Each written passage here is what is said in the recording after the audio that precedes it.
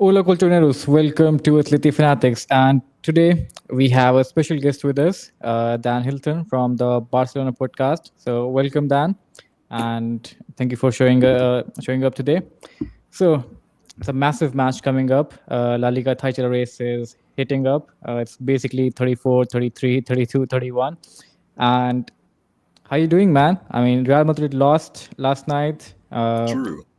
And you guys went on to the top of the table, so must be a good few days for you, Dan.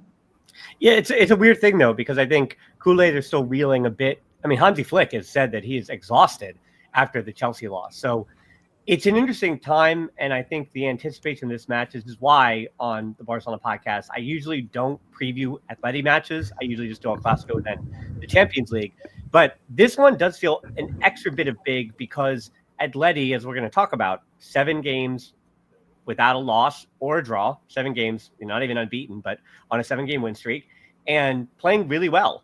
And for all the issues they may have had, the 4-0 loss against Arsenal, Atleti are, I would say at the moment, a good team. They just came off a good win in the Champions League against Inter 2-1.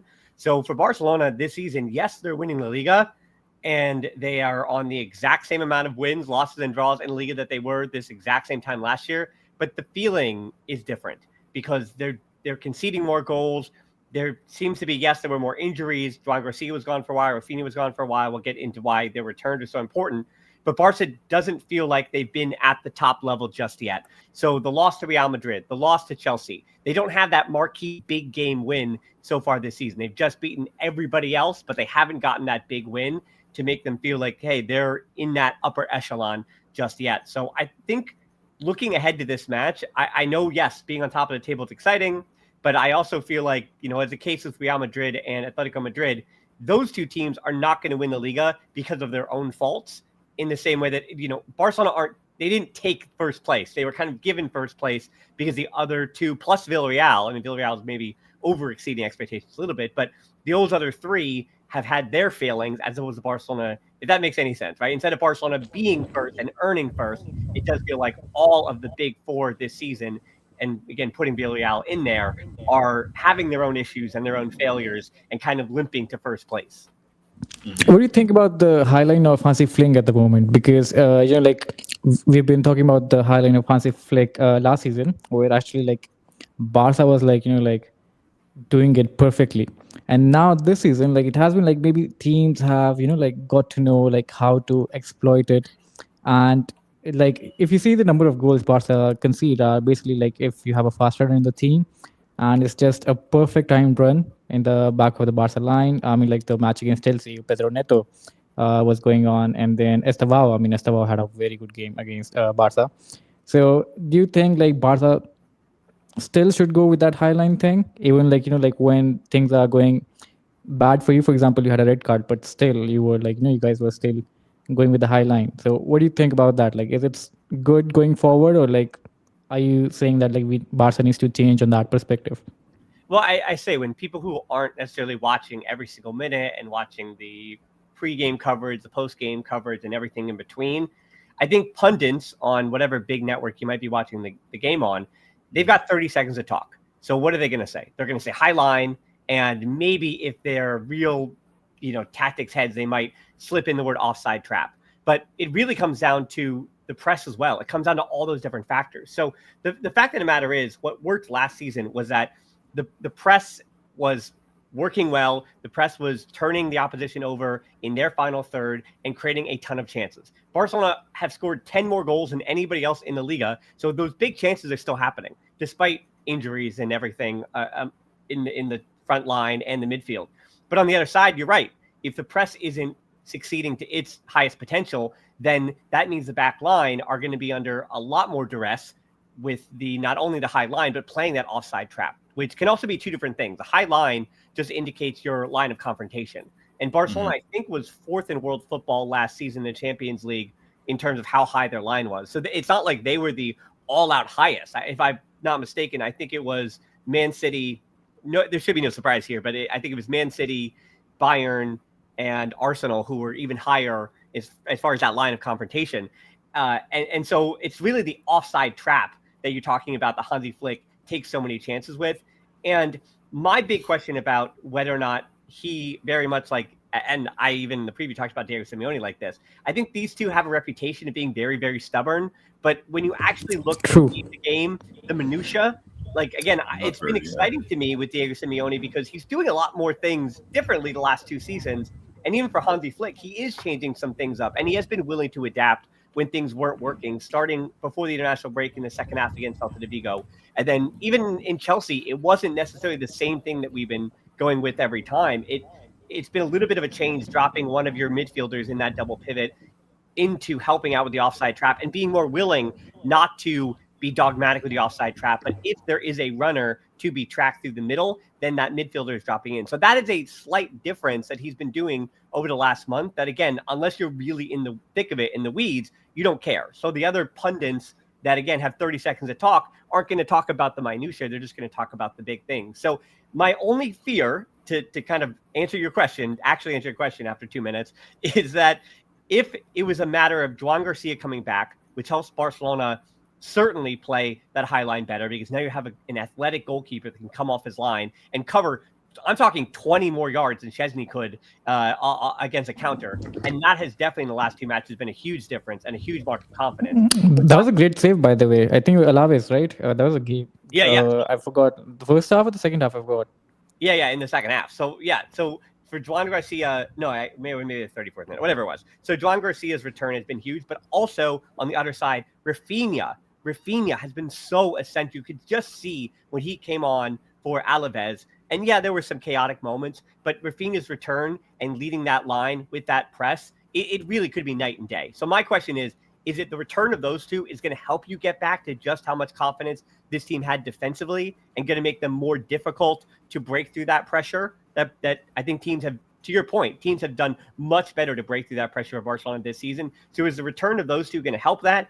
Or is year 2 of Hansi Flick, just like we saw when he was managing Bayern Munich, just like in year 2 of the German national team, is it a matter of too much fatigue? Have teams actually figured it out, right? Is this a big problem for Hansi Flick that is not going to be solved?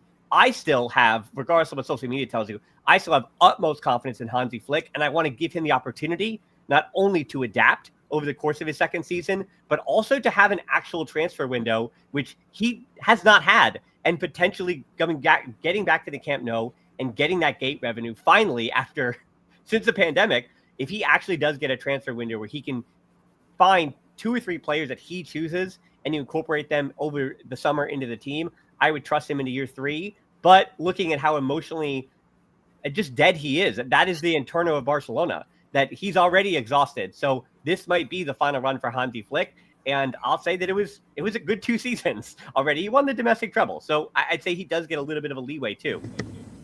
True. I mean, since you mentioned the transfer window, like I have one complaint. Like, why do you guys like keep, coming after our star players? Like first we got Turan, and then second we got Griezmann. Then you guys went after Griezmann, eventually landed him. And then we got Joao Felix. And again, Laporta is like my dream signing is Joao Felix. But then, whatever happened with Joao Felix is gone. Now we have Julian Alvarez. Again, Laporta is like, I need Julian Alvarez. Like, what is it with you guys coming after our guys? And then we have to rebuild after rebuild. So, and my question right now would be would you be... Yeah, sorry, go on. Yeah, I can answer those. I mean, just 3 parts of that. It's one, I am a member of the club, but I am not, I have no decisions, and I make no decisions. Part 2 of it is that you could check the tapes from years ago. I got Antoine Griezmann and Messi. I thought there was a lot better ways to use that money. I was kind of against the Antoine Griezmann signing. He did fine when he arrived, but there's a reason why he's a legend at your club and not at the one that I support. So there's good reasons for that. And I saw that. And I think he is, again, Antoine Griezmann is one of the best players of this generation, but I would not have signed him when Lionel Messi was taking up those same spots on the field. That's part 2. And then part 3 of that is that, hey, you also got Luis Suarez and David Villa on some pretty nice little deals there. I was just coming back to that. I think we're good at scamming Barcelona at this thing because if you look at the Antoine Griezmann situation, we got him back on loan with a clause of 40 million, and then we scammed you guys. We were playing him after 60th minute, and then we got him for literally half the price, around 20 million. And then Luis Suarez, we almost got him for free. The only thing I don't like is us getting Longley from Yeah. Barcelona. That's the only thing I don't like, because again, like, first of all, we help you guys, uh, get off that wage bill, because Longley was on a high salary at Oh yeah, Barcelona, and I mean, like, we literally help you guys with Longley, but it's okay. appreciate it. Now, like, like, this guy, like, as you mentioned, like, Diego Simeone is stubborn, so we don't like it, like, when Longley plays some important matches. For example, he played against Real Madrid this season. Again, you saw the Kylian Mbappe goal, and then again, like, Clement Longley might start tomorrow as well. Yep. And He will. yeah, I don't like any bit. I mean, like, Lamine Yamal gonna kill him if he comes inside for sure. But the good thing I like is David Hansko is playing on the left back, so I have some surety for David Hansko. Maybe he can have something for Lamine Yamal. But Longley is kind of a player. I think, like, he has some error in it.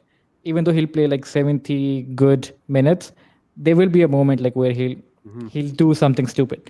Even I think last season when we played Atleti versus Barça at our home, when we were winning 2-0, and there was Inigo Martinez, a hopeful ball into the box. Robert Lewandowski beats Longley and scores the 2-1. And eventually, within 20 minutes, our whole defense crumbles and the game ended 4-2. So I don't know what happens to us against Barcelona. Like, we'll get the tactics right. Simeone will think about it, maybe sometimes overthinks it. And still, we kind of like fuck it up a little bit. And eventually, I mean, I will just say, like, good luck. It was just good luck for us last season when we won 2-1, and then we had that cracking match of 4-4 as well, Mm-hmm. which, again, I would say there was, like, against Barcelona, like, right now, I would say Diego Simeone doesn't really have a good record against Barcelona. And I don't know how to, like, overcome this. So, like, what do you think is, like, Diego Simeone has to beat this Barcelona side? Well, Like, what's the thing, like, you're afraid of, like your lookout thing? yeah. So what I was looking at, and this was kind of the options that Diego Simeone has this season, is I think from an Atletico Madrid side pretty exciting to me. Like Barcelona, their 11 tomorrow almost picks itself. Like it has to be, obviously it'll be Joan Garcia in net. But then you look at the rest of the lineup that you're going to see is you'll see Balde, who partners Kubarsi is kind of a question. Is it going to be Eric Garcia with Koundé at right back?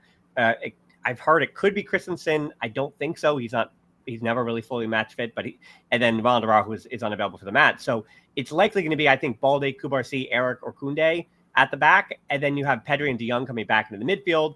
And then, yes, it might be Ferran Torres for Lewandowski, but likely to be Rafinha, Lewandowski, Lamine Yamal. So for Diego Simeone, him and his staff can prepare knowing pretty much exactly who you're going to see and how those players want to play together and associate together. So you're going to be able to circle on that whiteboard all those different spots that you know that Lewandowski is going to fade to the left. You know that De Jong is going to fade to the left. Here's where we want to, I mean, I would expect as well. I said my X Factor player for Barcelona was, believe it or not, actually, I know you probably didn't watch the video yet, but I don't want to throw this back at you. I will answer your question about Simeone, but who do you think for Barcelona? I said, now, Lamine Yamal, that's a gimme. We're not doing that. But who do you think in the Barcelona 11 was my X Factor in terms of the tactics? As if this player has a great match, then Atletico Madrid have likely lost. Ferran Torres, simple. No, absolutely not. Well, I mean, like, he scores against us. I think it depends on who we play, actually, because I think if you look at last season, we were comfortable at home against you all until about 70 minutes against the same thing that Alex said, right? Where Longley took the foot off the gas for reasons I couldn't tell you. And then Lewandowski correctly playing as he always does and had a good game and effectively killed us off. I don't know. If it's not Longley, then the next question is probably what? Is it Rafinha? Is it Pedri? No, probably Pedri. No, I think it's Balde, because looking at Inter Milan, looking at Real Madrid, I think that Atleti and Diego Simeone against Barcelona, very much like he's done in the big matches, I think he's going to want to try to funnel everything to the wings. And if Balde, who for Atletico Madrid, they're also so good at defending space. They're so that run into the half space for Rafinha, yes, it can be dangerous, but I do give a lot of credit, as you mentioned, for Hansko as well. Like Atleti is so good. Koke, I'm not sure it'll be Cardoso or Koke, but whoever starts in the hole there.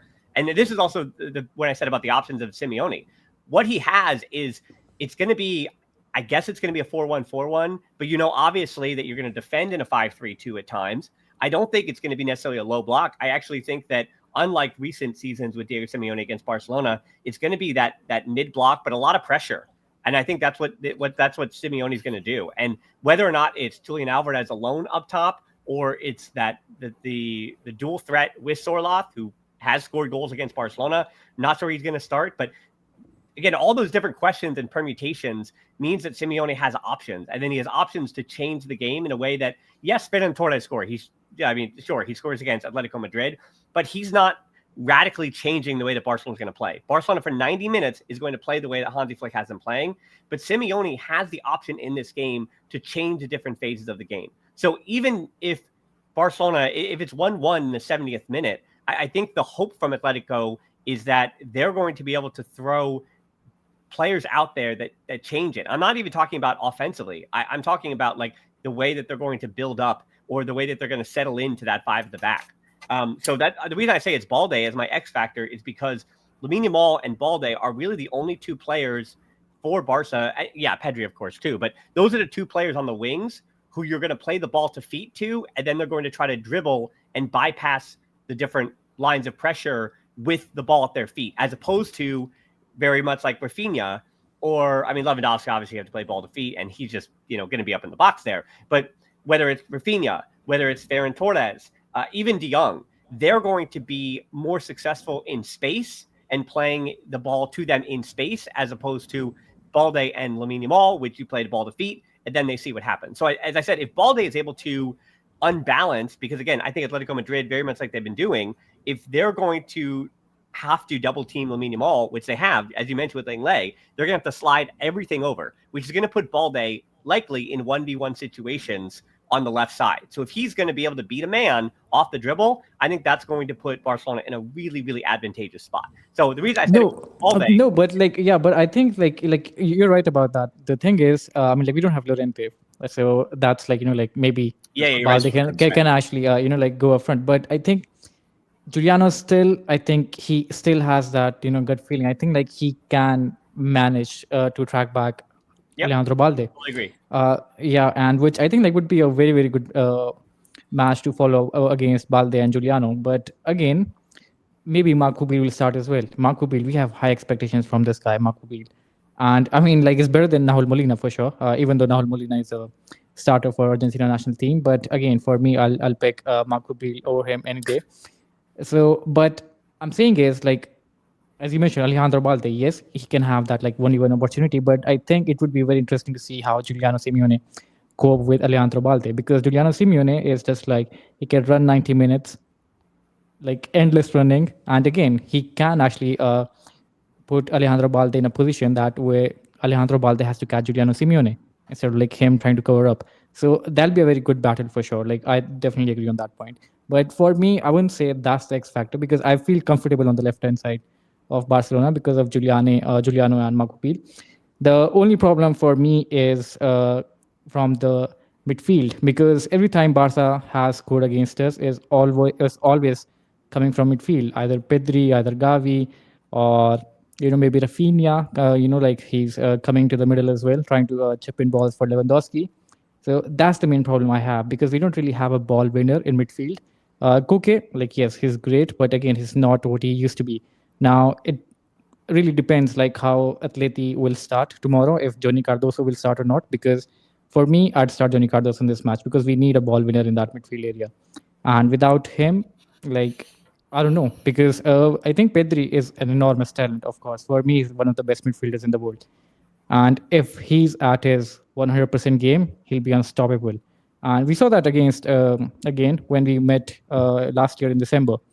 Pedri had a phenomenal game that pass from a volley as well. I don't know if you guys saw that. Remember that pass? Yep. To Rafinha. So for me, that's the guy like we have to stop. If we are able to cover Pedri, I think like we're able to contain Barcelona pretty much.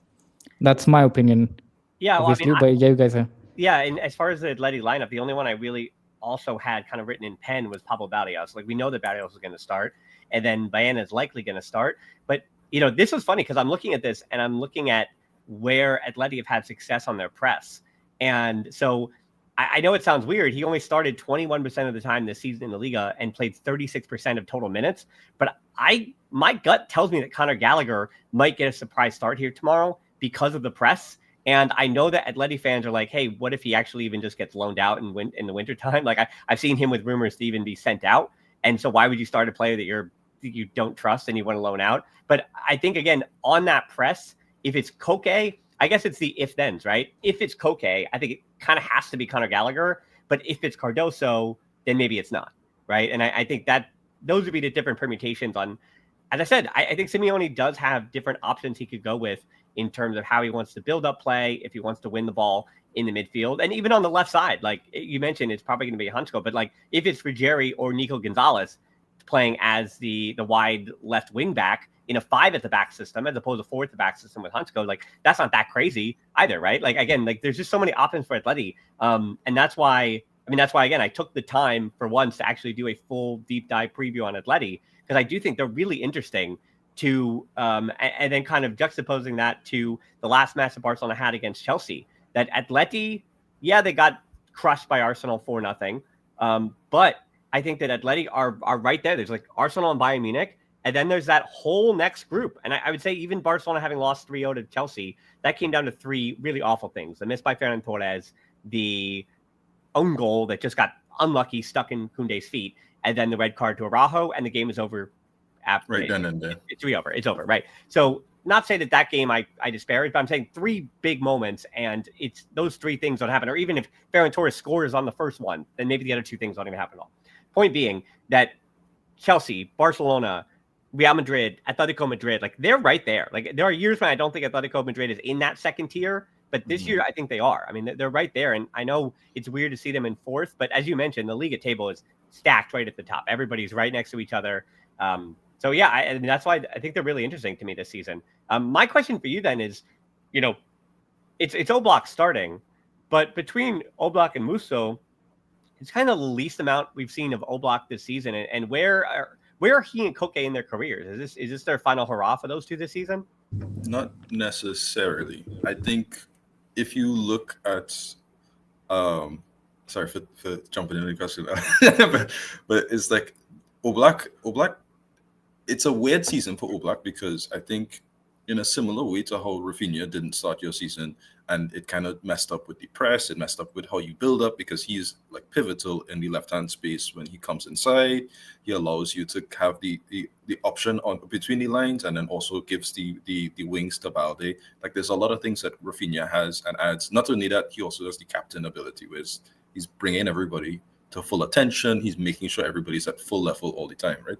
That's the same problem we had for a large portion of our start of our season without him in it, because it was Hanko, a very new signing, who had about 2-3 games of preseason to try and get accustomed to our backline, and then Lenormand, who good player, not a leader for Atletico, probably more so for Spain, and then Longley, who's just not that guy. Like I don't know what to tell you. Like Longley's just not the person I ever wanted. I don't know why we have him.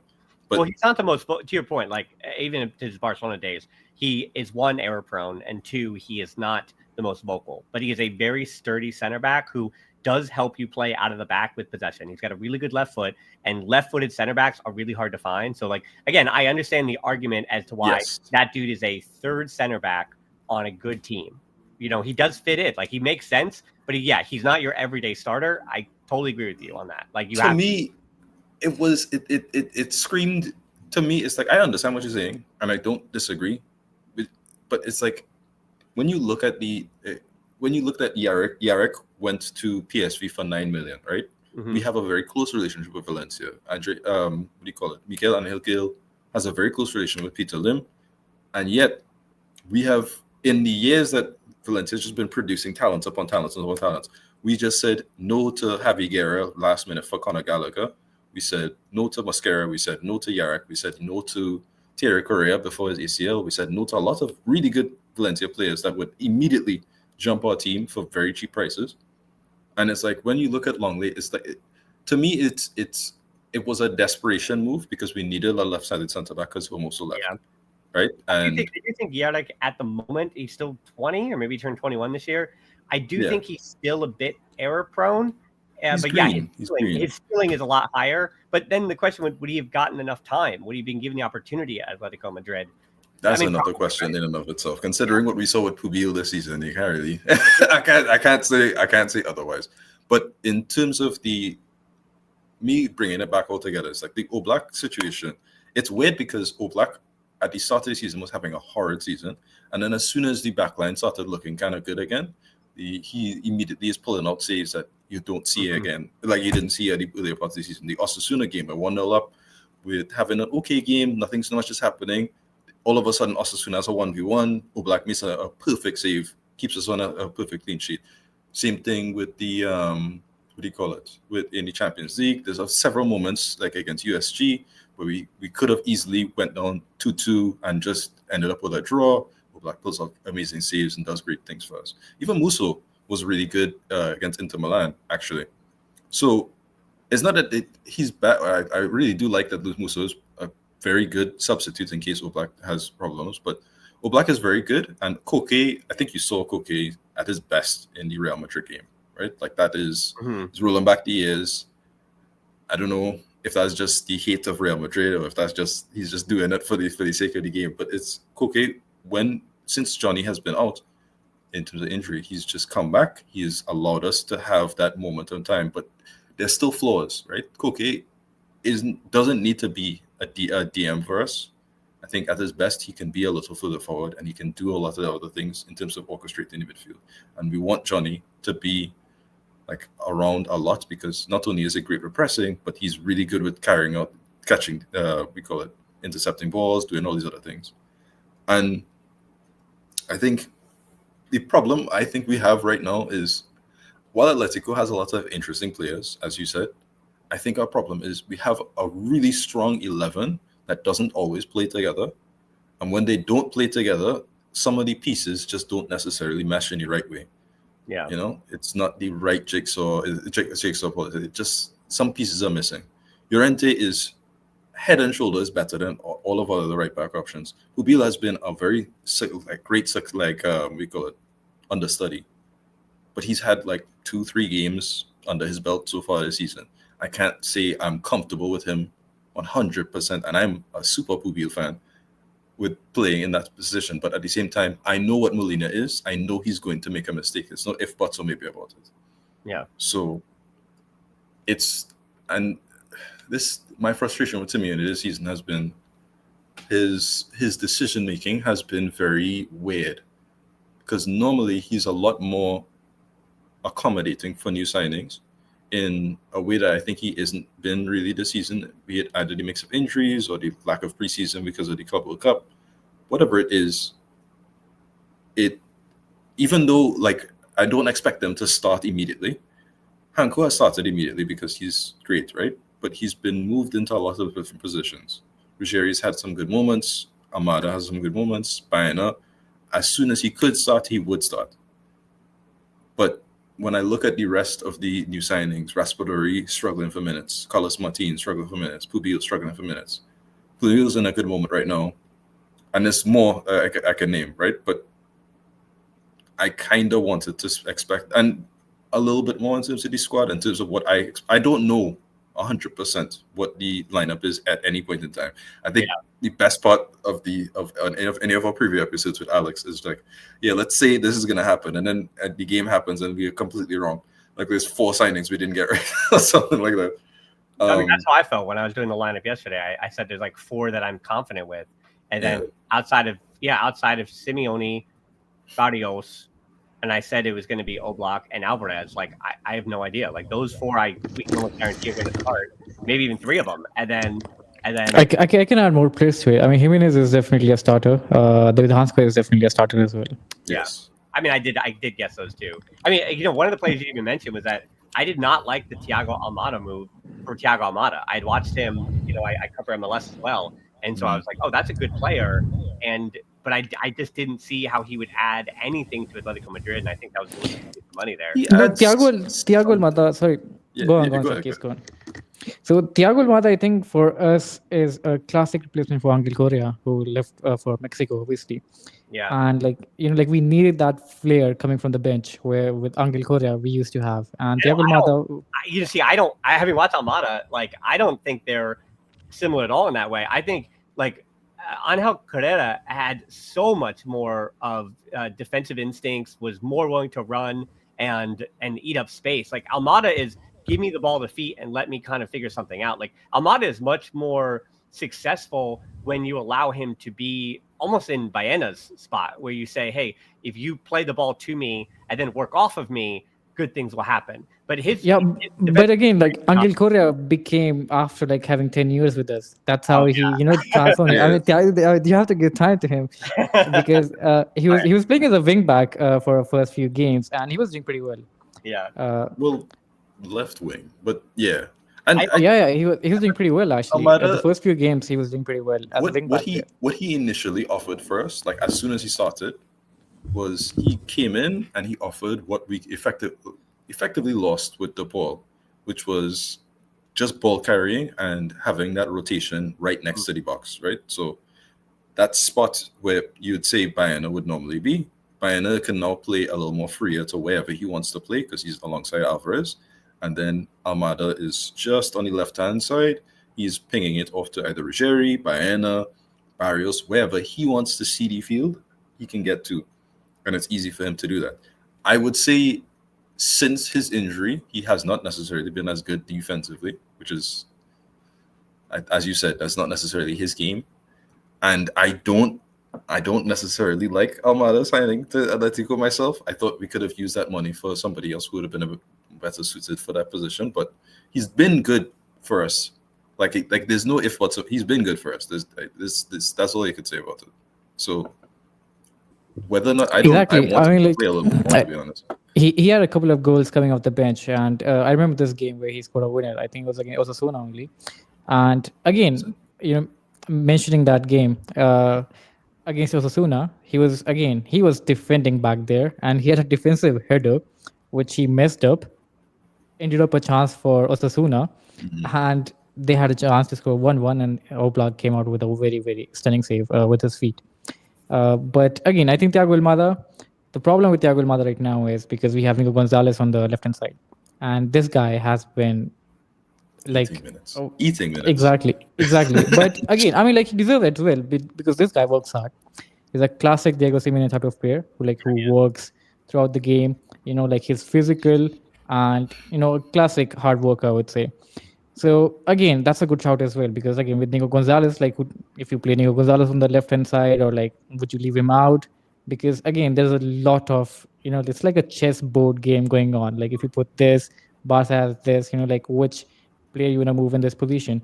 But anyway, your question to the Koke one, I think Koke for us right now is in the similar position as Luka Modric for Real Madrid. But still, if you look at Koke, he still influences our game. And we still don't have a replacement for DePaul.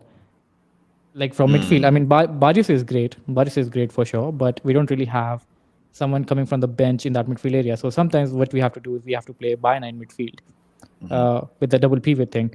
Right. And so, again, like Zenki said, it's no different than when Barcelona are playing Olmo. Olmo's been playing as a double pivot at times when Pedri and De Jong were out the last few weeks, and that is not an experiment that I would love to stick with for any bit of time. And I think Marc Bernal and his health, getting healthy, very much not comparable to Cardoso, but Bernal just kind of being there but not being able to be trusted just yet has been a concern. And on the other side with that, Cardoso is a player, because he's a U.S. international, I've been following since he was down playing in Brazil and getting his starts down there. My only worry about Cardoso for you is that in comparison to Koke is that the reason why I think Koke starts even tomorrow over Cardoso, because to your point on paper, tactically you start Cardoso because he's a better ball winner and that's what you need in the midfield against Barcelona.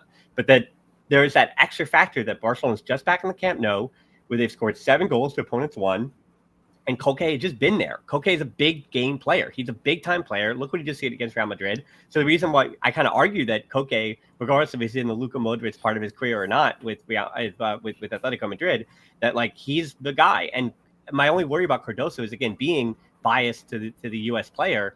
I don't know what his ceiling is. Is he just good enough to be a good squad player? Is he just fine to be a good squad player? If you see in your I'm always caught between two minds here. If Atletico Madrid were to win the Champions League and they're holding that trophy up, right? Koke is holding that trophy up.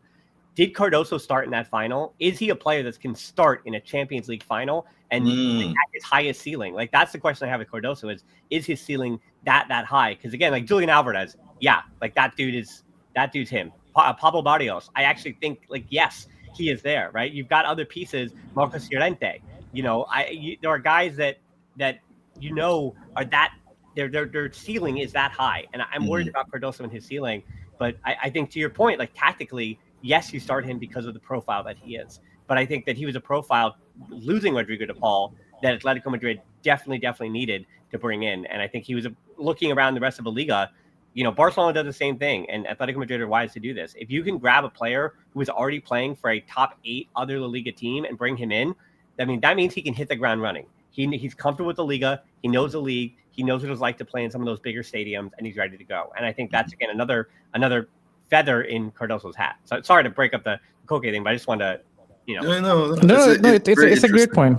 It's a great point. Yeah, like with Donny, I mean, that's a very good point. Like with Real Betis, like Donny Cardoso was like coming up as like, one of the best defensive midfielders in La Liga. And then, I don't know what happened. He had like injury at the start of the season. And ever since that, Donny Cardoso has been struggling for minutes. And like you mentioned, like, like even like in the World Cup is coming next summer, which like, since like you're a US fan, like do you see him in the starting lineup for US? Yeah, he should be. Yeah, I mean, I think so.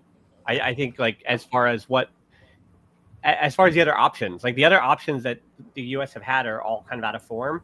And Cardoso, not saying even out of form, but it's not going to take him that long to get to the level that he needs to be at that position, as opposed to, like when Weston McKennie is out of form, the variance of that is huge. So he's really competing in the spot with like a Sebastian Berhalter, who has been great in MLS, and Pochettino likes him, playing for the Vancouver Whitecaps, who's going to be in the MLS Cup final actually against. Am I allowed to say the name Lionel Messi? I feel like I'm no, it's totally fine. We don't Real Madrid. But I'd say, what am I going to get more in trouble for? Kind of pseudo defending Langley or evoking memories of Lionel Messi? I'm not defending long for sure. Well, I got hate when he was a Barcelona player. I'm not defending him. I'm glad that you took him. Like, congratulations for getting Langley. I'm just saying that I'm not someone very much like Eric Garcia in his first like 2 seasons with Barcelona before he went to Girona. I'm not gonna like. There's a reason why you and like the 3 of us are sitting here on microphones and not on the touch lines, because they see things in these players that we don't. So for Eric Garcia, that was like one of my proudest players, because I was like, I refuse to give up on this guy. I see that there is something there, and to become the very versatile. You can trust him at right back, you can trust him at center back, trust him at defensive midfielder, and see Eric Garcia. Langley's a little older, so it's a little different, but like Eric Garcia is still in his mid-20s. So like a lot of the times with these young players like Pubil, he's 24, 25 as Eric Garcia. So with the exception of Pubil, right? Like if he's 22. So give him some time. And that's what I would say about a lot of these young, like Carlos Martin, even all these young players that come into Atletico Madrid. Sometimes it doesn't work out. They don't get enough minutes, whatever. But like, there's a reason why these players are brought in. So there might be opportunities, but also again, Baena's 24, Almeida's 24. So to fit Carlos Martin in there at 23, coming from Alavés, like, maybe not. Maybe this isn't his But don't forget Cardoso as well. Yeah. So Cardoso's 23, 24? Johnny Cardoso is, I think, 22, 21. Nice. Johnny Cardoso. Yeah, I think Johnny Cardoso he's around that 22, 24-ish area. So it's like all about like the general level of Atletico has gone down drastically over this past summer transfer window. Oh no, up there. And I think that was kind of the like people looked at our summer window and like, oh, well, you have to win trophies now. And it's like, okay, the squad age last season was around 29, 30. That's not good. We needed a revamp 3, 4, 5 years ago. We finally got a revamp. Thank goodness. That doesn't mean that we're going to hit the ground running, because a lot of young players coming in at the exact same time. And even though we have some of the older players to kind of guide them in Jimenez, in Koke, in Griezmann, in all of these different areas, it doesn't mean that it's going to mean everybody's going to hit like immediately. Ruggieri, I think, has given a bit of the Atletico squad, Atletico fan base, mixed opinions. I like him. I think he's good. I think he's not necessarily he's not been as good as, say, for instance, Pubil, I think will be and continue to show so far, but he's still good at what he does for the most part. He's good defensively. He has a few chances, yada, yada, yada. Like, will he explode? I think there's a possibility, but to say he's better than Galan last season, I could say, I think yes. A lot of there's people in the fan base who will not necessarily agree with me, but more than that, I think is like there's so much areas that I feel like that transfer window is just a little bit that you need to fix. But I don't want to talk too much on that part. I want to say I would like to give a small comment on what's his name, Bernal. No, I have a very different opinion that I think a lot of people have on Bernal. I think Bernal's a good player. I don't think he's a DM at all. I think he's a really good 8.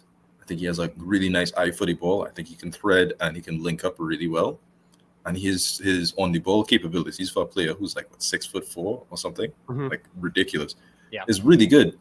I just think his awareness off the ball does not allow him to play DM at a reasonable level. I think that's kind of also been a little bit of a frustration for De Jong, because De Jong came into this squad really, really high, and he's been very good for Barca for the most part throughout his career. But I think the expectation that he would be the Busquets replacement, and then the realization that he's not the Busquets replacement, has been kind of a thing that I think most of the fans have kind of had to accept. And I think they will have to accept the same thing with Bernal. It's like Bernal is not a DM. Like, he should still be exciting, just not as a DM to me. I think Casado, I'm messing it up in my head. Casado is probably somebody you should probably take a little more time to like give in terms of the space and these things, because his deep line creation, his ability to catch these other things, he just needs to maybe anticipate a little bit faster, because he's physically not as impressive as Bernal. But I think he's a very good player, and I think that's probably somebody you should probably invest a little bit more time and attention to. Well, I feel like you might have been watching Barça Athletic 2 years ago in the 3rd division, which impressive. Because when those might have, to be honest with you. Well, because when these two played in a double pivot with Barça Athletic 2 years ago, it was Casado as the deeper, and we saw this against Alavés as well. It was Casado to drop in between the center backs and build up, and then Bernal would play off him. I think Bernal is very much like a Nico Gonzalez player. The men's one, not the Atletico Madrid one. In that, to your point, that maybe his best version is as an 8, but for the first 3 games, and I know it was a small sample size, but he was only 17 years old when he played as a single pivot last season in the first 3 games last year. And was he 16? He was 16 2 years ago with Barça Athletic. He was 17 when he tore his ACL, and he's still 18 years old. So, okay. So the caveats I'm adding here is he was usually a number 8 and he was a number 8, and then sometimes even a 10 playing in the academy level. So like he basically, over the course of from when he was 12 to he was 16 years old playing with the Barça Athletic, he was slowly shifting back and moving backwards. His body has also greatly changed in the last 2-3 years. So I would say, to your answer as to what you see right now, you're 100% correct, because yes, he's been playing as an 8 with Barça Athletic when he was 16. Then his ACL exploded for an entire year, and we don't know when. He'll probably be 19 when he gets back to being who he is. And so I would say be very patient, though, because some of the instincts that I have seen from him, though, with the Spanish youth teams, or again, prior to his injury, when Casado, the rare games that he missed with Barça Athletic, I think the instincts are there, and it might take some time. I think the difference between he and the Ajax version of De Jong was never that guy, and I think Bernal has the ability to become that player. You know, like sixes are tough, because very rarely are you a guy who's raised as a 6 and kind of been told to you're all the way back there. Because at youth level, as you know, like Gavi was the same way. Gavi's not really a 6 either, but those players are so talented that they're asked to be goal scoring threats. They're asked to be late runners into the box. They're asked to kind of be the engine that pushes a U16 or U14 team forward. So it does take some time for those players and their talent to kind of move backwards. So for me and Bernal, I think, again, I agree with you. At the moment, he is an 8, but I am definitely not shipping the idea of a 22-year-old Marc Bernal. Again, that's 4 years from now, believe it or not. 4 years from now, him being able to play And it also depends on the managers and where football goes too. Like, is he going to be ever required to be a single pivot? It's like, is that where football is going to be? Or is football going to be relying on these mobile double pivots, right? And it also depends on his partner. He's a bit of a ball. He can be a bit of a destroyer. I think he's a really good tackler, and I do trust him in the hole. But I think it depends on, is it going to be Kubarsi in the long term? How is that? Is Barcelona continue to be a high line? Are they going to get pressed? I would like to see Kubarsi as a DM, to be honest with you.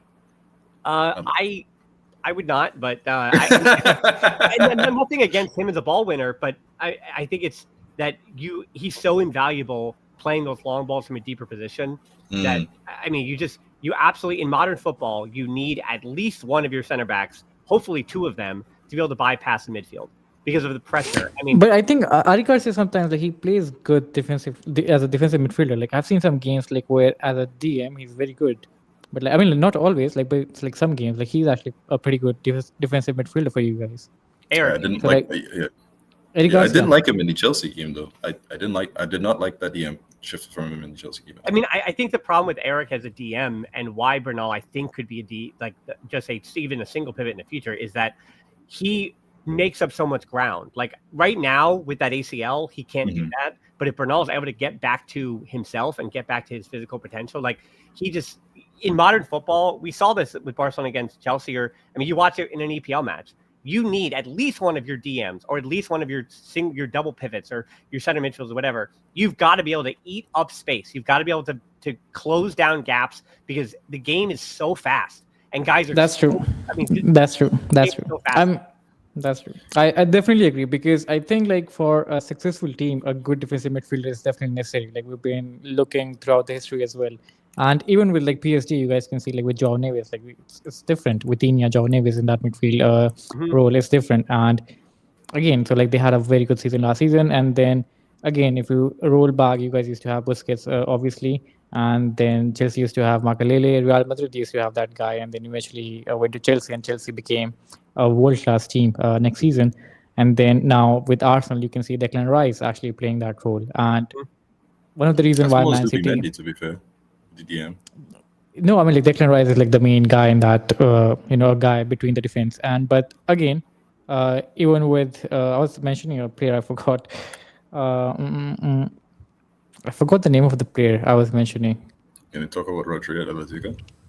Yeah, sorry. Rodri for Man City. Rodri for Man City, yeah, sorry. Ever since he got injured, Man City is not really the same as it used to be. Yeah. And even with Nico Gonzalez, they're not really at the same level they were with Rodri. So I definitely agree with you. With a good defensive midfielder, a team can really push forward, without worrying too much on the backside. So I definitely agree on that part.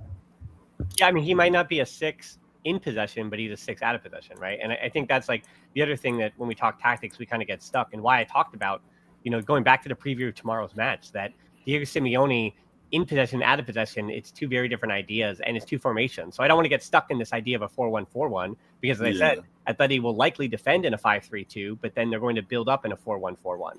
And so just getting so dogmatic about saying this is exactly how they set up isn't necessarily the case, right? Barcelona even dropping Castro in, they were building up in a 4-3-3 against Alavés, but they were defending in the 4-2-3-1, which they do. And I think, again, just I want to always make sure, as nerdy as I might always sound with the tactics, we don't kind of get stuck in this is how football is. It's if you play, it is a chess match, and it changes over the permutations of the game. And to your point too about the DMs, we can't talk about DMs without talking about you need fullbacks that are versatile now. If you do have ball play, if you do have a Rodri, he is benefited by small connections in the middle field. And that's been the same way with De Jong. De Jong, his game changes without Balde's ability to come inside and those close associations. And that's the thing about De Jong too, about why he's a double pivot, not a single pivot. De Jong needs that extra support within 10 to 15 yards. And the worst of De Jong, the worst criticism I've had in his Barcelona career is when he's too far left on an island. When you give him too much time on the ball on his own to have to make these decisions, it doesn't work. But when he's playing next to someone and there's a constant outlet, then he's in good shape because he makes those quick decisions in 10 to 15 yards so well because he also has the variance of being able to dribble with the ball as long as somebody's supporting him. And then he can also play that 1-2 pass and then use his legs without the ball to create space. And I think this season, And last season, you have seen the best version of De Jong at Barcelona. And I think that does, to your point, Alex, coincide with the fact that Pedri is playing some of his best football ever as well. And for the first time in the last 2 years, Pedri, yes, I know he got hurt he got hurt for 2 weeks, but like Pedri is the healthiest he's ever been.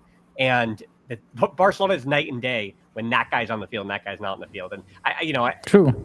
I mentioned this, like you mentioned Alejandro Balde. For me, Pedri is the guy to unlock defenses. Well, so that's the guy I'm worried about. Not to wrap this up, but like it's kind of almost malpractice on the three of us because we're doing this. And two of the guys we haven't mentioned are Lamine Yamal and Julian Alvarez, and those are the game. Like, right, they are. Like, they're like Julian Alvarez could just have a brace tomorrow, and you're like Atletico Madrid just won 2-1 because Julian Alvarez just went supernova. And the same thing, like if Lamine Yamal is healthy, and I think there are some things too. Like I went down I would ask people, I know for your fans, to go over to the Barcelona podcast and watch this. But if you want to see how Chelsea broke through Barca's press, everybody blamed Lenglet and everybody blamed the midfield. But really, they were targeting Lamine Yamal in 2v1 situations, and sometimes 3 or 4v1. Right, and with his injury right now, he's unable to press the way that he was even last season. And then that's like that lingering effect of that injury. So with the ball, yes, he's still Lamine Yamal, and he 85% looks like Lamine when he gets on the ball, and he looks like he's in the mood. Great. So Lamine Yamal with the ball could very much decide this game. But to that point, Lamine Yamal without the ball could also decide this game in Atletico Madrid's favor in the same way that Chelsea did. So, and I think that's why at the end of the day, yeah, sure, Lamine Yamal, Alvarez, like if these guys have moments of brilliance, that's going to decide this one too. So, I mean, I'm going to ask you this. Like, what would be your preferred lineup for tomorrow's game for Barcelona? Yeah, I mean, it's the one I gave you. It's Juan Garcia. It's Garcia, Eric, Kubarsi, Eric, Koundé, De Jong, and Pedri. Olmo has to be as your 10 because Fermín López is out injured. If Fermín was healthy, it'd be Fermín. And then it's Rafinha, as I said, Olmo, Lamine Yamal, Lewandowski. And I think I know you didn't ask, but I'm going to give you my Atletico Madrid lineup too, who I would start if I was Simeone. I said Oblak and net. Then I'd go Hansko, Lenglet, Jimenez. And I said Molina on the back. Like, I know you're saying Pubil. No, I get it. I was just looking at the amount of times that Simeone this season has trusted Molina. I went with what I thought Simeone's going to do, not what I would even want. So I think he might start Molina. But yeah, I might be wrong on that. It might be Pubil. I had Koke in the hole, and then I had a 4 behind Alvarez. I had Baena, Gallagher, Barrios, Simeone across the midfield, and then Alvarez up top. So that is actually what I had for Simeone's starting lineup tomorrow. And I could be wrong, but I said, I don't know.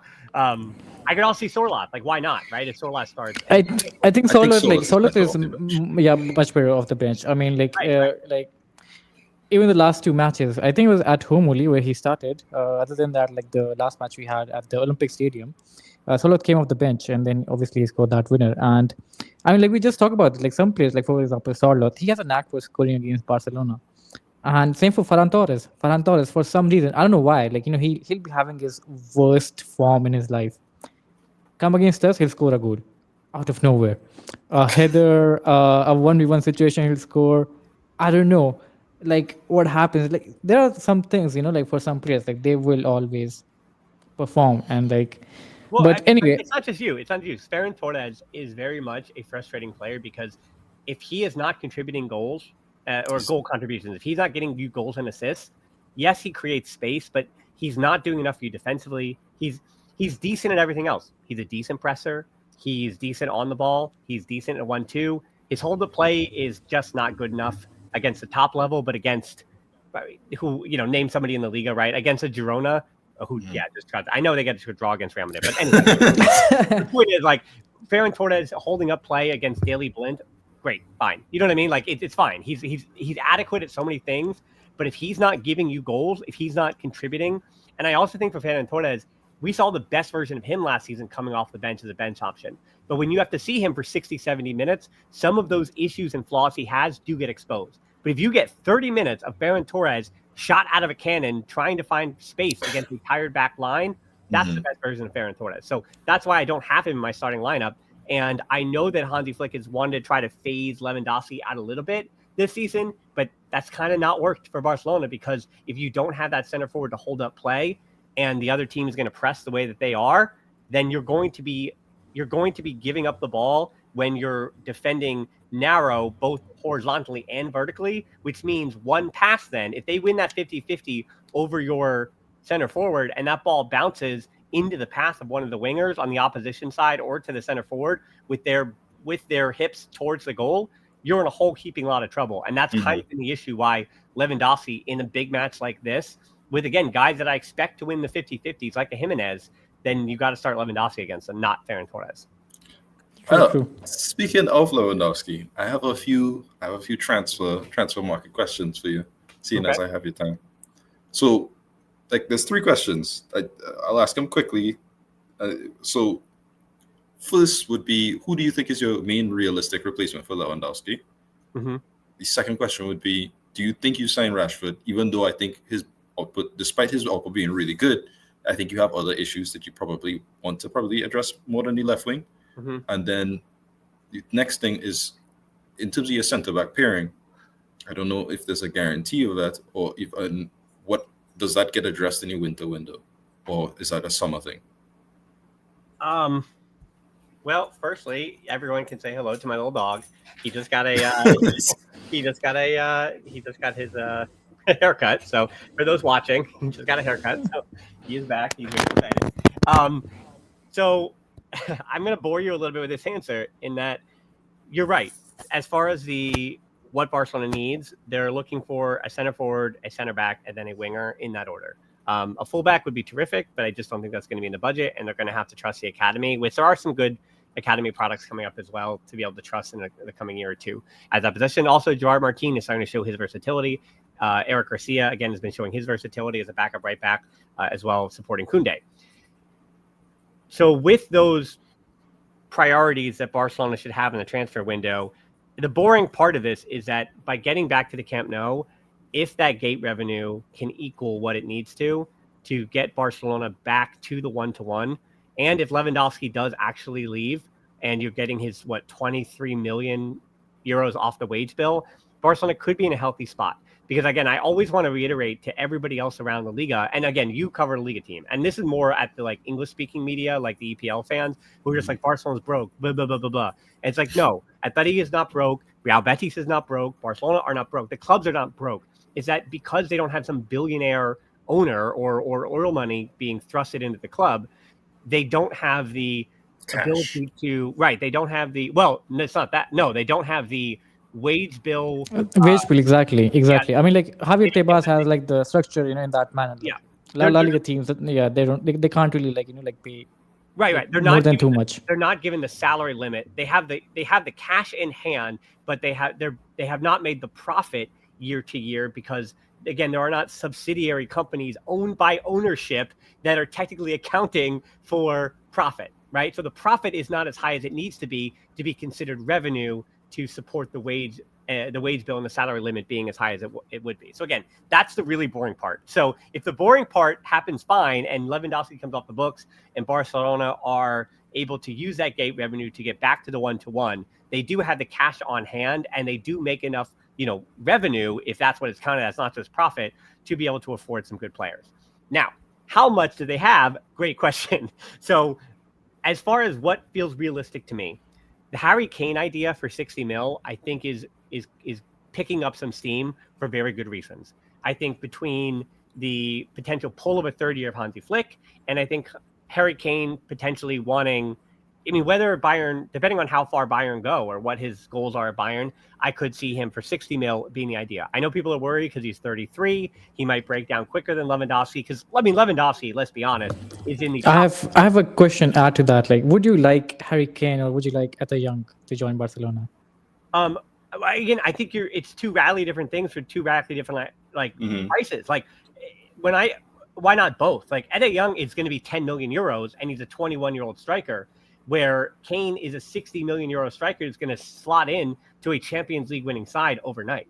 Those are two very different ideas and very different things. So the answer, in theory, would be both, because if Lewandowski is gone, there will be minutes to be found. And I think Etta Young, to that point about Rashford, his transfer might coincide with choosing to not re-sign Rashford for 30 mil. So I think Rashford's story is still yet to be written too. We have a second half of a season. If he continues performing the way he is, And then maybe Man United also, with his wages being what they are, he's much more beneficial to Barcelona than he would be to go back to Man United, because that's, again, just a problem that they're going to have to solve again.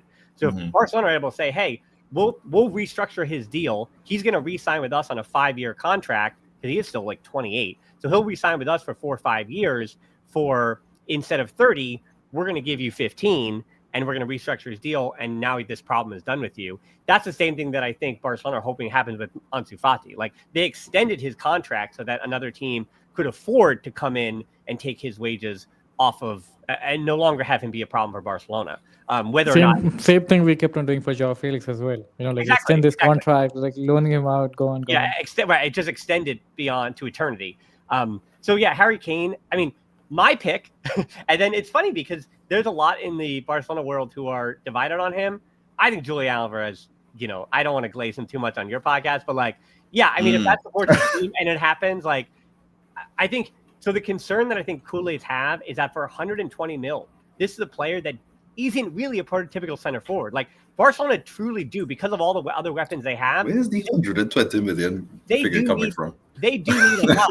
They need a lot. That's what I'm saying, right? Like, I'm saying, like, 120 mil is a lot. So it's like, I don't think he's entirely even possible. But, if he was available for 100 million euros, I think he would fit. I think he'd be good enough. I think he makes sense. To me, I think you win a Champions League with him as your 9.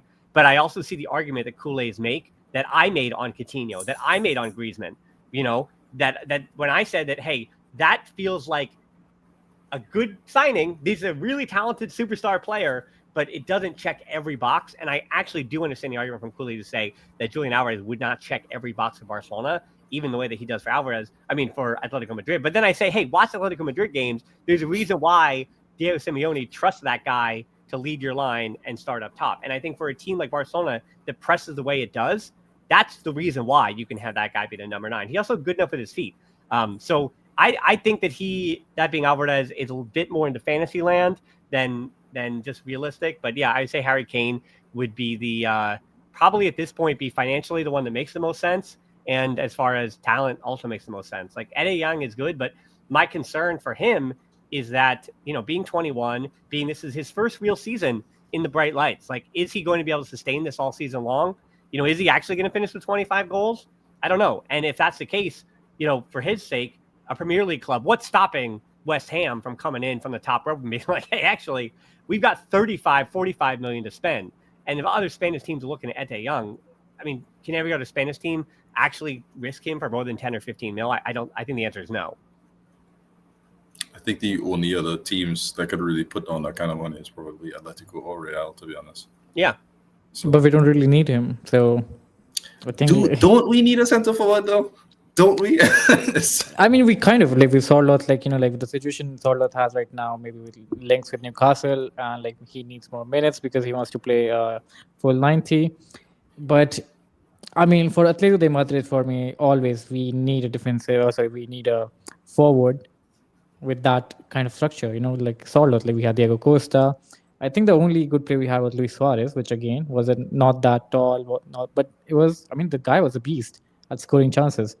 But as an Atleti fan, like, I'm used to like having these long strikers, bully strikers who can bully the defenders. So Sorloth was a typical striker for Atletico de Madrid, and if we need to replace him, we need to replace him with the same profile as well. So let's see what happens in the transfer market. But as of now, you didn't ask us like the X factor for Atletico de Madrid. For me, I would say the guy who can change this game for Atleti would be Giuliano Simeone on the right wing. Since you mentioned Alejandro Balde and like same for Giuliano, because again, like, I think if we can beat that Barca highline, it has to be Giuliano Simeone with that late run, and either from Barrios playing him in or Julian Alvarez playing him in, because again, the guy has the pace to beat. He can take on anyone. So for me, the X factor is Giuliano Simeone in this match.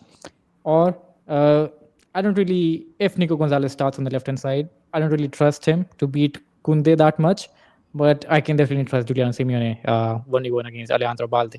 So, since you mentioned, like we talked about this, I think it's, and the funny thing is, like, as you mentioned as well, like, we're not mentioning Lamine Yamal or Lewandowski or Julian Alvarez or maybe Griezmann as well coming off the bench. Mm-hmm. And with looking at the players who can actually influence this game, and For me, for Barcelona, it will be Pedri, and for us, I think it will be Giuliano Simeone.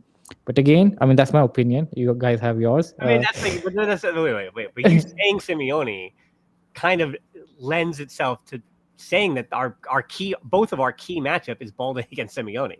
It sounds like you agree with me that like whoever wins that Balde Simeone matchup is the team that likely has dictating play in this game. So it sounds like you kind agree. of true. Kind of, yeah. I mean, Giuliano this season has been like he's been much better than last season. Last season he was just getting his foot in and he was doing really good, and he added an energy that I think really stabilized us to like actually go on that run of form that we had last season where we had the 15 game win streak and all this other stuff. But in this season, it's not just that, it's also the fact that alongside Llorente, it breaks down the entirety of most right-hand sides. So it's like you have Llorente, who's defensively good enough in both in one-on-ones and even in maybe sometimes even two-on-ones to compensate for Giuliano going forward. Not that Giuliano doesn't want to defend, because he does, but then you also have Barrios who can easily link between Llorente and Giuliano, and that trident like just blows up almost any like ready defense for it. Carreras, who I rate really highly, I was a big fan of him in Benfica. I wanted him at Atletico, and it didn't really work out. But he got completely cooked by Giuliano, Barrios, and Llorente. They didn't have anything to really help him out, and it, as a result, created a lot of chances on that right hand flank from Giuliano. The first goal came from there. The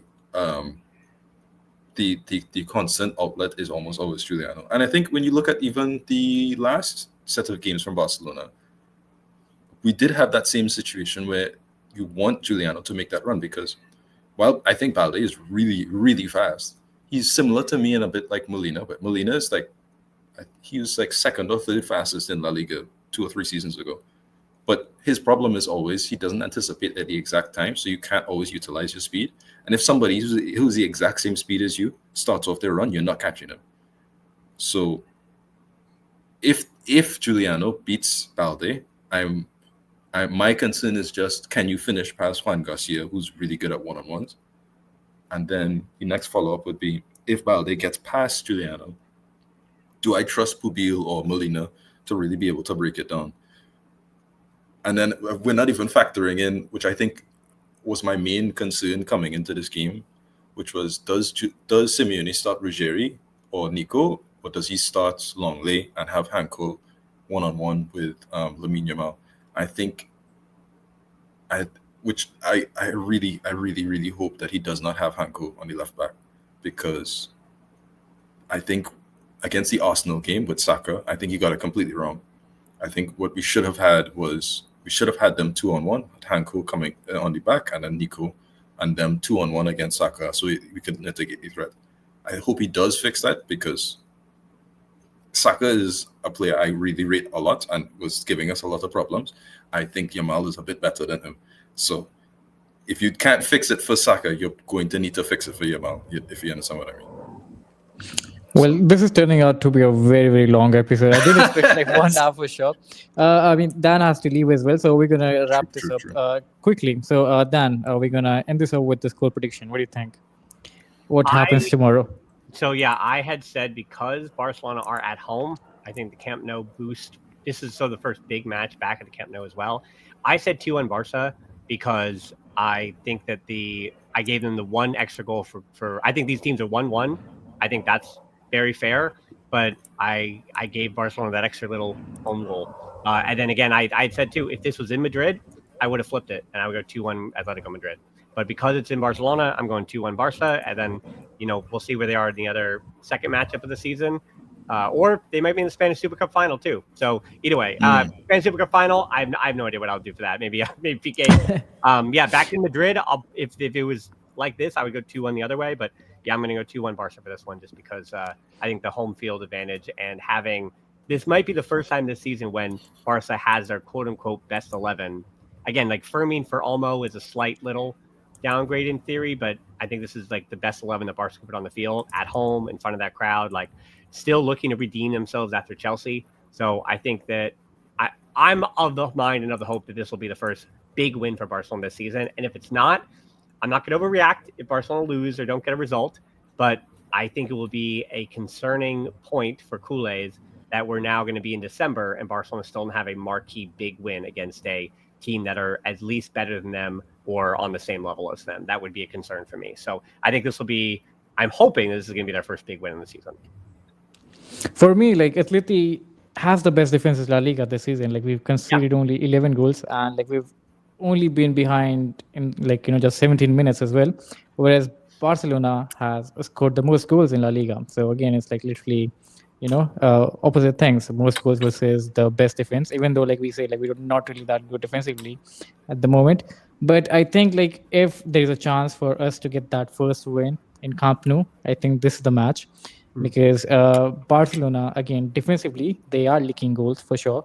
They concede against Alavés, Chelsea again, 3-0. Like you mentioned, again, 3 different goals as well. Not entirely the, fault of Barcelona. But again, there are goals in this game for us, for sure. The thing would be like, if we're able to maintain it, like if we take the lead and, like just able to maintain it, not like, conceding 4 goals like we did at Metropolitano. So that's the main thing. But still, I'm going to be optimistic. I think it's going to be another 2-1 with Atleti, with our first win at Camp Nou. Sure. St. Kicks. I'll say it quickly. I'm going to be honest with you. I don't think we need a win. I think a draw is probably something not that we should focus on, but if we can maintain ourselves from the first half, where I think Barca is that the most dangerous, we can probably at minimum score a goal and maybe do something and get a little 1-1. My thing is I think this is going to be a draw. I think this is a 1-1. I think, you can't. How many? What is this? Would be your 4th, 5th 1-1 of the season in La Liga this year? True, but I think when I look at it from, I know what you're saying, and I 100% agree with you. I just think we have scored. I'm arguing that supports your argument. Like with with Elche, Alavés, Mallorca, Celta de Vigo, this would be the 5th 1-1 in the Liga this season. So yeah, I mean it's possible. It's been who you are. But I think worse yet, we've lost every game that we don't score first, and the 2 times that we've been the second scorer or not even scoring has been against Liverpool and Arsenal away from home in the Champions League. So I would like to believe that if we do play well, we score first, we do whatever, we can maybe we'll concede, because I don't really believe that we're going to get a clean sheet today or tomorrow. But my prediction is a 1-1. I hope to be wrong and we win, but I'm not expecting much else. Well, there you go, guys. That's it. I mean, it's a very long episode. I didn't expect it to go that long. For future reference, Daniel, you're welcome back to the channel anytime you like. And for future, we will try to keep it short, 30-40 minutes, because I think when we talk about football, it's a never-ending topic, because again there are topics after topics after topics.